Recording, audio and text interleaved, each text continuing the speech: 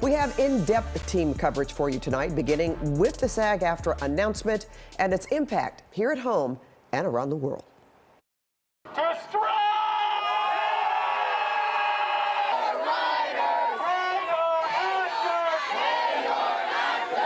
Over a bullhorn in front of Netflix, hundreds of SAG-AFTRA and WGA members learned the news the actors' union is going on strike. With horns honking and signs waving, two major Hollywood unions will strike at the same time for the first time in 63 years. The strike will begin at midnight tonight. We had no choice. We are the victims here. 160,000 performers will now join 11,000 writers on the picket lines. In London, the cast and crew of Barbie walked the red carpet just minutes before the announcement, all supporting the strike. Yeah, absolutely. No, I'm very much in support of all the unions, and I'm a part of SAG, so I would absolutely stand by that. I would support the actors. Yeah.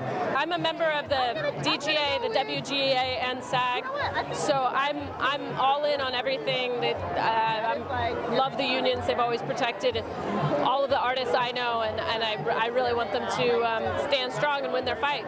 The premiere of Oppenheimer was also held in London. The director and actors pledging support for a strike. There's an existential threat to, the industry that needs to be addressed. It's being addressed. It's a painful process, but it has to be done. For sure, we definitely want to talk about it while we still can, and if we go on strike, we'll pack up and go home. Minutes after these interviews, the vote was announced, and the cast and crew did all leave.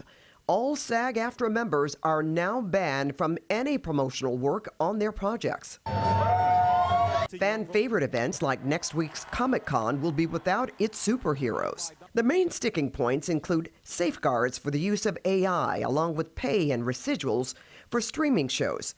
Netflix alone has more than 230 million subscribers. SAG-AFTRA claims actors are missing out on millions. We had to protect the people who are kind of on the margin. Character actors such as Mehdi Barakchian, who appears on network TV shows but can't pay his bills. The corporations that are using our faces, our likeness, our content, all the writing, all the storytelling are reaping tremendous profits. Yeah, actors are not wealthy.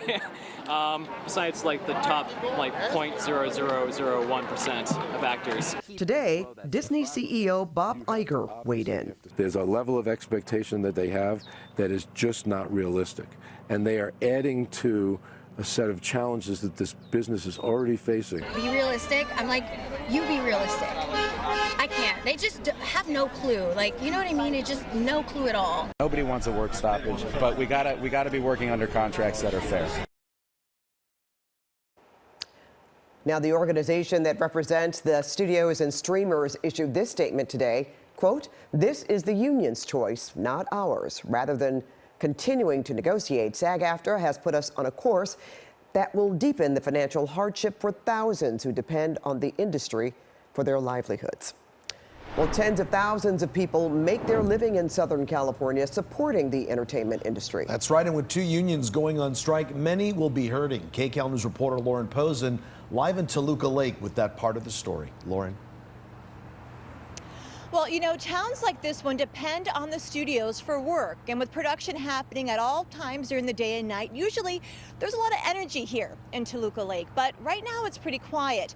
And now that SAG-AFTRA will be going on strike, there's a domino effect about to happen that goes well beyond just TV and film.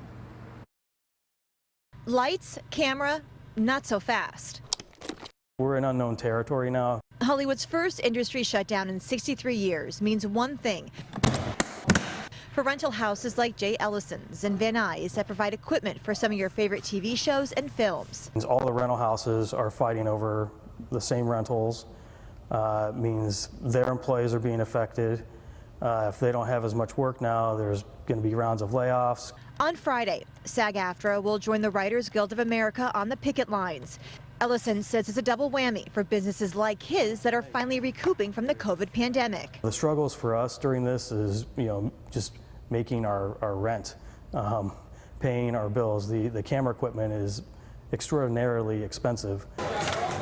The The dual strikes have created a domino effect, impacting the food and restaurant industry too. We are Hollywood. I think that's what people forget, especially being here in the Valley. We have, being Studio City, Burbank, we have all these big production companies here. Lala's helps feed production crews both on site, at some of the major studios, and at their restaurant locations, like this one in Studio City. We're not ordering as much food from our vendors.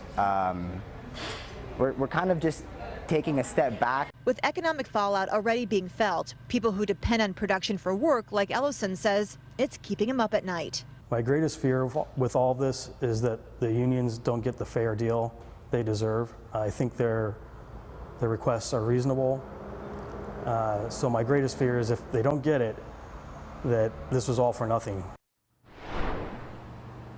And some rental houses are actually selling their older equipment or equipment that's not rented out as often to try to make ends meet. But Pat and Juan, they're finding that with no work, there really isn't a market for that. So they're just taking things day by day.